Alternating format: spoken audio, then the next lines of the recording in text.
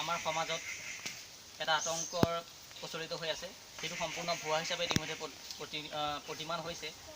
যিটো সোপাধৰাৰ আতংক, সেই আতংকৰ কবলত পৰি পৰহি কাৰ্বি আংলঙত দুগৰাকীকৈ যুৱকে সতেজ যুৱকে প্ৰাণ হেৰুৱাবলগীয়া হৈছে। তো আমাৰ এই চালধোৱাটো অকস্মাত সেইদিনাখনি মই খবৰ পালোঁ যে এনেকুৱা এটা আতংক বিৰাজ কৰিছে। মই ছাৰক খবৰ কৰিলোঁ আৰু ছাৰৰ লগত আলোচনা কৰি আজি এই সভাখন ইয়াতে আয়োজিত কৰিছোঁ। আজি আচলতে আপোনালোকৰ আগত ছাৰে ক'ব যে প্ৰকৃততে সত্যটো কি, প্ৰকৃততে সোপাধৰাৰ যে কোনো ইয়াত আতংক ইয়াত বিৰাজ কৰা নাই বা সম্পূৰ্ণ সেইটো ভুৱা, বা কেনেদৰে আমি সজাগতামূলক ল'ব লাগে অচিনাকি ব্যক্তি দেখিলে বা কি কৰিব লাগে, সম্পূৰ্ণ ছাৰে ক'ব। আৰু সকলোকে মনোযোগ দি ছাৰৰ ইনষ্ট্ৰাকশ্যনসমূহ যি ফ'ল' কৰিবলৈ মই অনুৰোধ জনালোঁ। ছাৰক মই ক'বলৈ অনুৰোধ জনাইছোঁ।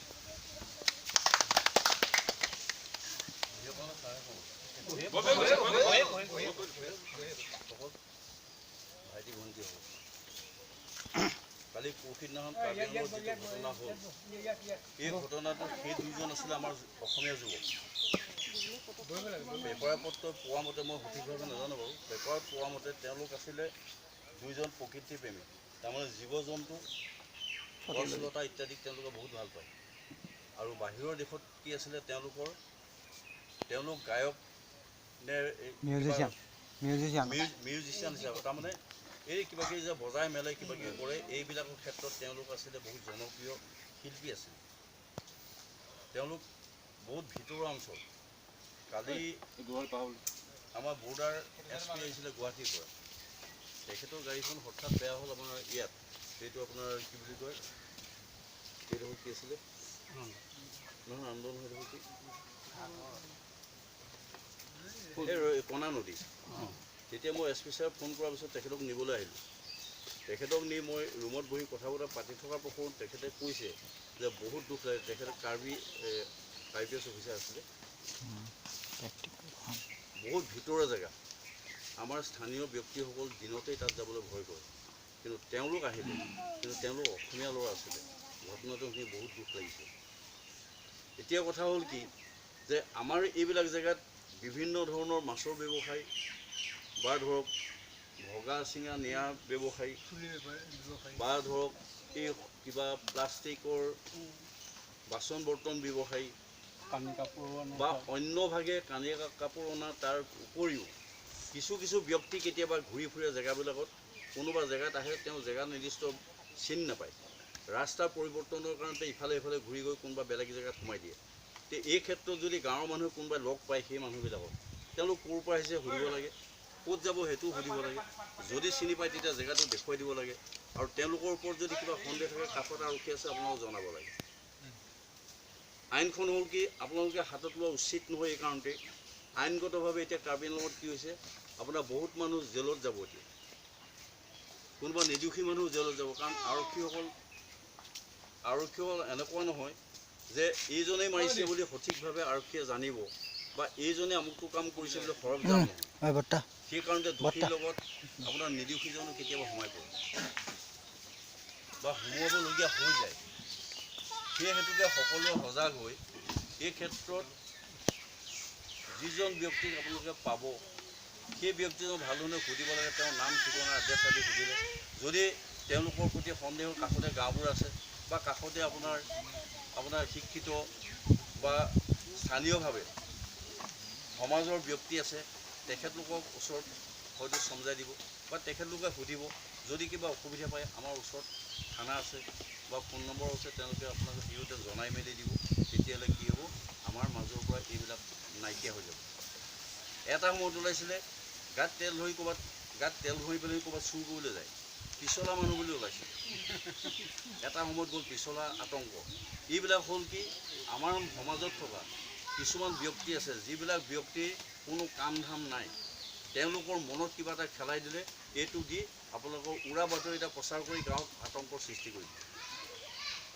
তেনেকুৱা মানুহবিলাকৰ প্ৰতিও আপোনালোকৰ গাঁৱৰ ৰাইজে সজাগতাৰ এটা সৃষ্টি কৰি সজাগ হৈ তেওঁলোকক কোন মানুহটোৱে এই কামটো কৰিছে, এইবিলাক আপোনালোকে চিনাকি কৰি থ'ব। আৰু যদি অসুবিধা পায় মনে মনে আমাক ক'ব, আমি কাৰো নাম নকওঁ, আমি তেওঁক কি কৰিব লাগে আমি নিজে কৰিম।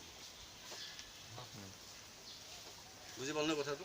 গতিকে সোপা ধৰা হওক, পিছলা মানুহ হওক এই বিভিন্ন ধৰণৰ যিবিলাক কথা উৰা বাতৰি পায় আপোনালোকে সেইবিলাকত কেতিয়াও আপোনালোকে ব্যস্ত নহ'ব, সেইবিলাকত ভুল নাযাব যে আমাক এনেকুৱা এটা কৰিব কোনোবাই বা এইটো কাৰণতে এইটো হৈছে বা এনেকুৱা ধৰণে আহি কিছুমান আমাৰ মাজত বিশৃংখলৰ সৃষ্টি কৰে।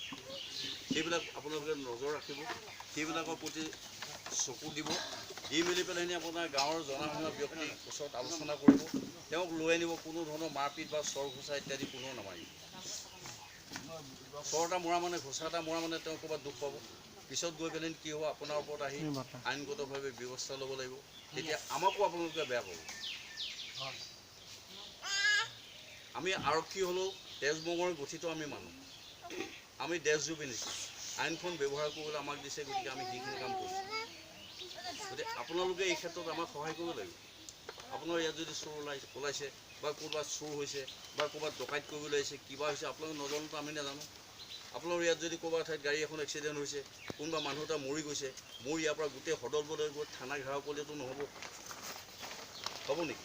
কাৰণ থানা মানুহে গম নাপায়, সৰবজাল নহয় আপোনালোকৰ নিচিনা মানুহে কোনোবাই খবৰ দিব লাগিব। আৰু সেই খবৰ দিয়াৰ বিনিময়ত যদি আমি নাহোঁ, তেতিয়াহ'লে আপোনালোকে আমাক ক'ব পাৰিব যে আমি আপোনালোকক খবৰ দিলোঁ, ইমান সময় হ'ল আপোনালোকে আহি পৰিব। এতিয়া মই ইয়াত বহিলোঁ যিকণ সময়, আপোনালোকৰ গাঁৱৰ কাষে কাষে থকা মানুহে আহি উপস্থিত হোৱা নাই, কাৰণ আমি বিভিন্ন ধৰণৰ মানুহ থাকোঁ আৰক্ষী। কোনোবা এজন গা ধুবলৈ গ'ল, কোনোবা এজন বজাৰ কৰিবলৈ গ'ল, কোনোবা এজন ড্ৰাইভাৰ ইফালে গুচি গ'ল, কোনোবা এজন ৰাতিপুৱা গ'ল। সেইবিলাক যোৰা ফুটা মাৰি আহোঁতে আমাৰ 10 মিনিট সেই তেতিয়াও ৰাইজে আমাক বেয়া পায়। সেইটো বেয়া পাবলগীয়া কথাটো নহয়, কাৰণ আমিতো ধৰক 24 ঘণ্টা, মই বাৰু 24 ঘণ্টাই ৰেডি হৈ থাকিলোঁ, কিন্তু মোৰ বাকীকেইজন হয়তো 24 ঘণ্টা ৰেডি হৈ নাথাকে। গতিকে তেওঁক ওলাবলৈ কওঁতে ইটো কৰোঁতে ক'ৰবাৰ পৰা আহোঁতে মাতোঁতে 2 মিনিট দেৰি হৈ যায়। সেইটোতো মানুহে বুজি পাব লাগিব। গতিকে আমি মানুহ হিচাপে এই এনেকুৱা ধৰণৰ কিছুমান কথা নিজে বুজি পাব লাগিব, নিজৰ মগজটো নিজৰে, যে আমি ক'ৰবাত গৈছোঁ, কেলৈ গৈছোঁ, কোনোবাই মাতিছে, কিয় মাতিছে, এই বিষয়টো আমি জানি ল'ব লাগিব। কোনোবা ঠাইত আন্দোলন কৰিবলৈ মাতিলে কি আন্দোলন হ'ব, কি কৰিব লাগিব, কিয় মাতিছে, এই কথাবিলাক আমি জানি ল'ব লাগিব। নজনা নুশুনাকৈ যদি এনেই ঘপকৈ গুচি গ'লোঁ, গোটেই দল বান্ধি পেলাই নি তাত গৈ অপ্ৰীতিকৰ সৃষ্টি হ'ল, কোনোবা হয়তো মৰি থাকিব। হয়নে কথাটো? ঘটনাটো কি সেইটো নাজানে মানুহ। এই সকলোবিলাক ক্ষেত্ৰত এনেধৰণে ল'ৰা ছোৱালীৰ পৰা আৰম্ভ কৰি সকলোৱে সজাগতাৰ যিটো নিয়ম সৃষ্টি, সেইটো জানি ল'ব। ক'ৰবাত ঘটনা ওলাইছে, আমুকৰ ঘৰত আজি মাৰপিট লাগিলে, কিয় মাৰপিট লাগিলে, মতাটো মাইকীজনী মাৰিলে, কিয় মাৰিলে, যে দুখটো মতাটোৰ দুখ নে মাইকীজনীৰ দুখ? হয়নে কথাটো? সেইটো মই ঘৰুৱা কথা আৰম্ভ কৰিছিলোঁ। এতিয়া এই কথাবিলাক আমি জানি ল'ব লাগিব।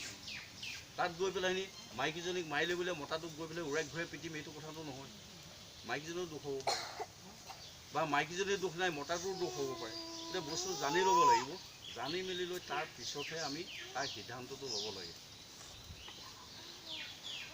এতিয়া সোপা ধৰাৰ ক্ষেত্ৰতে হওক, এই পিছলা মানুহৰ ক্ষেত্ৰতে হওক বা চোৰ ডকাইতৰ ক্ষেত্ৰতে হওক, ঠিক এনেকুৱা নিচিনা আপোনালোকে নিজে নিজে ব্যৱস্থাবিলাক ল'ব। গাঁৱৰ সমাজত আলোচনা কৰিব, আলোচনা বিলোচনা কৰি মেলি লৈ কোনটো কৰিলে ভাল হয়, সেই তেনেকুৱা ধৰণৰ নালাগে হ'ব, সেই বিষয়ে আমাক জনাব। আইনগতভাৱে যদি কিবা ব্যৱস্থা ল'বলগীয়া হয়, তেতিয়া আমি বা মই নহ'লেও বেলেগ আহিব, বেলেগ আহি ল'ব। এতিয়া আইন হাতত তুলি কোনেও নলয়। আইনক আপোনালোকে সহায় কৰিব আৰু আইনেও আপোনালোকক সহায় কৰিব।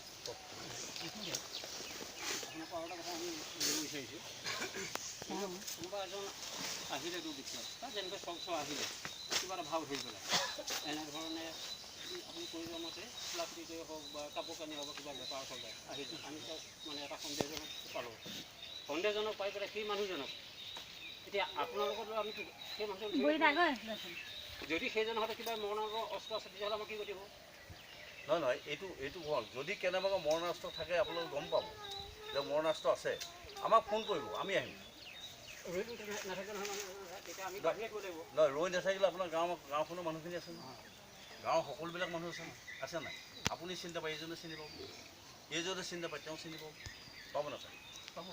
তেওঁ আঁতৰি গ'লেওতো ক'ব এইফালে এইটো ৰাস্তাই গৈছে, তেওঁ মোক ৰাস্তাত দেখাই দিব বা মানুহজন কোনখিনি সোমাই আছে সেইটো কৈ দিব, কাৰণ আপোনালোকে দেখিব এইটো, মইতো তাৰ পৰা নেদেখোঁ, আপোনালোকে ক'লেহে মই গম পাম। তেতিয়া মই চাব পাৰিম তেওঁলোকৰ আৰ্মছ আছেনে, অন্য কিবা আছেনে নাই। সৰ্বসাধাৰণতে এই যে আজি ধৰক ডিব্ৰুগড়ৰ পৰা এজন মানুহ আহিলে, ইয়াত কোনোবা এজন তেওঁৰ চিনাকি বন্ধু আছে, এই বন্ধুজনক বিচাৰি তেওঁ গম পায় কাটৈ চাবুই, কিন্তু কাটৈ চাবুই কোনডোখৰ জেগাত আছে তেওঁ হয়তো বিচাৰি পোৱা নাই। কাটৈ চাবুই ৰাস্তাত ঘূৰি ফুৰিছে তেওঁ। সেই ঘূৰি ফুৰাৰ ক্ষেত্ৰত সন্দেহ কৰি তেওঁ মাৰি দিলেতো নহ'ব। তেওঁ সুধিব লাগিব তেওঁ ক'ত আহিছে, কাৰ ঘৰত আহিছে বা কাক বিচাৰিছে। তেওঁ যদি সঠিকভাৱে কয়, তেওঁ চিনি নাপায়, তেতিয়া আপোনালোকে দেখাই দিব। আৰু সঠিকভাৱে হয় নে নহয়, তেতিয়া তাত যোৱাৰ লগে আপোনালোকে গম পাব যে হয় এই মানুহজনে এওঁকে বিচাৰি, বা এই মানুহটো তেওঁ বহুদিনৰ চিনাকি পুৰণা বন্ধু আছিলে, গতিকে ইয়াত তেওঁ আহিছে, কথাটো সঁচা হয়নে কথাটো। তেওঁতো আৰ্মছ লৈ নাহে। এই ইয়াত ধৰক হেৰি বেছি ফুৰা মানুহকেইটা আৰ্মছ লৈ নাহে, মাছৰ বেপাৰীকেইটা আৰ্মছ লৈ নাহে হয়নে কথাটো। আৰ্মছ লৈ আহিলে অকলশৰীয়াকৈ নাহেই, তাৰ লগত গ্ৰুপ আহিব, 2জন 3জন 4জন তেনেকুৱা গ্ৰুপ আহিব, তেওঁলোকৰ লগতে আৰ্মছ লৈ। গতিকে এইখিনি গাঁওখনে যদি আৰ্মছ লৈ অহা মানুহকো যদি গোটেইখনে একেলগে ঘেৰাও কৰি দিয়া নহয়, তেতিয়া সিও আৰ্মছ বলুক মাৰি পেলাই সিও আঁতৰি যাব নোৱাৰে। বুজি পালে কথাটো।